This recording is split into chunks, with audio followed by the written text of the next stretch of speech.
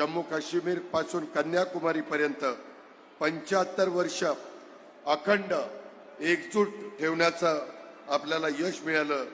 याचं सर्वात मोठं श्रेय हे घटनेचे शिल्पकार डॉक्टर बाबासाहेब आंबेडकरांना आणि त्यांनी दिलेल्या या देशाला जे संविधान आहे त्या संविधानाला जातं। मित्रांनो, मी आजच्या माझ्या भाषणातनं संपूर्ण देशाला, राज्याला, आपल्याला सगळ्यांना सांगतो, हे कधी कधी आमचे विरोधक संविधान बदललं जाईल, संविधान काढून टाकलं जाईल अशा प्रकारचा फेक नॅरेटिव्ह सेट करण्याचा प्रयत्न करतात।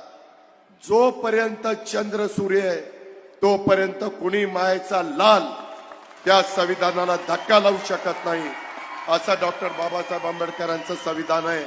आणि त्याच्यामुळं हे सोम्या गोम्या सारखी लोक जे बोलतात त्याच्यावर अजिबात विश्वास ठेवू नका।